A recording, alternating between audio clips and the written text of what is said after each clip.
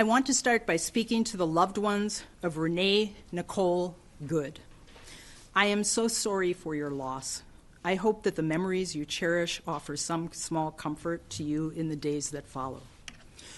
Earlier this week, our community witnessed a horrific event on our streets. Some saw it in person, and many more have seen it circulating online.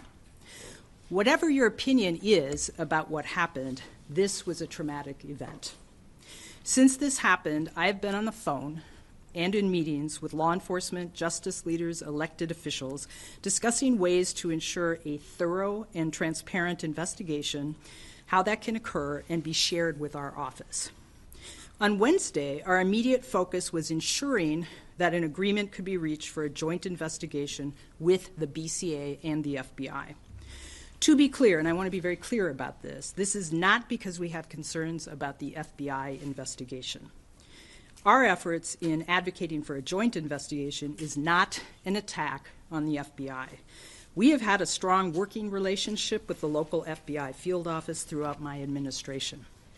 Based on a previous experience with FBI processes, we are concerned that the evidence obtained in an investigation that has only been conducted at the federal level will not be shared with our office for review.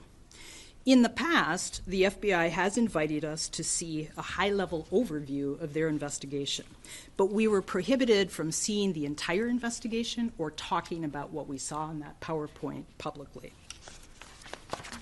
While I respect the FBI's process, our community's expectations are much different in terms of transparency.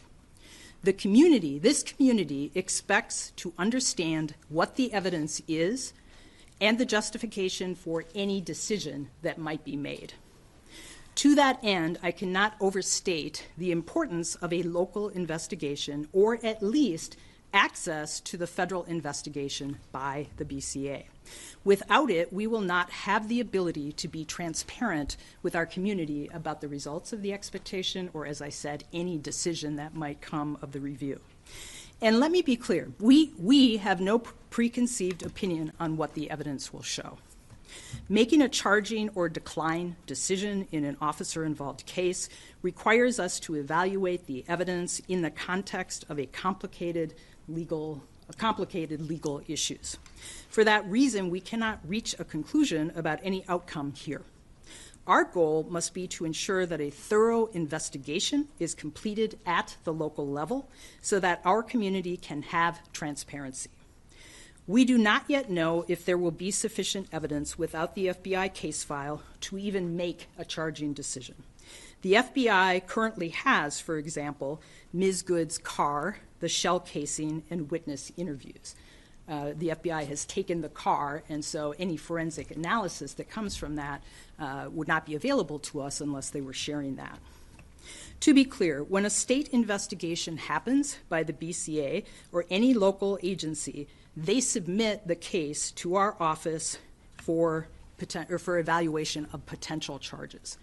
The BCA does not make recommendations about what we should be doing. They simply submit the entire case file to us, and our legal professionals take a look at it and decide what the appropriate action is.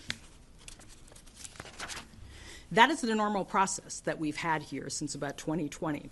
Law enforcement investigates, our office reviews to determine if there is enough evidence to even make a decision. And if there is evidence to review, we have jurisdiction to make that decision. So let me be clear here. We do have jurisdiction to make this decision that happened in this case where her life was taken in Hennepin County. It does not matter that it was a federal law enforcement agent. To be sure, there are complex legal issues involved when a federal law enforcement officer is involved. But the law is clear. We do have jurisdiction to make this decision. We cannot make any decision, however, if there is not evidence submitted to our office. So we are moving forward in collaboration with the Attorney General's office and the BCA to preserve any evidence and ensure that it can be reviewed. To that end, we are asking those in our community who have information or who have video or photos of the event to submit that information to our office. We are providing a secure link where people can submit this evidence. The link can be accessed using the QR code, which is displayed on the screen beside me. The link will also be posted on our website, hennepinattorney.org. Along with the evidence itself, we are asking people to provide contact information so investigators can follow up. Because it is important to collect and preserve evidence properly, we ask people to provide accurate and complete information on the form on our website. I know our community wants fast answers. I know this city feels again as if it is at the center of a national fight as you are processing everything that is happening here. And I wish I could promise a swift decision and the resolution that you want, but I cannot promise you that right now. Here is what I can promise you. Our offices will work together and have been working together on this and will continue to do so. We will continue to work around the clock to preserve, gather, and review as much evidence as we possibly can. We will be transparent with you to the degree that we can. We know that there will continue to be many questions. This is an active investigation, and I do not want to jeopardize any future decisions or processes, so there are likely to be many questions that we cannot answer right now. We know what our job is. It's not to play politics, but to ensure a thorough investigation, seek justice, and to be fair to all involved. And we are committed to doing that.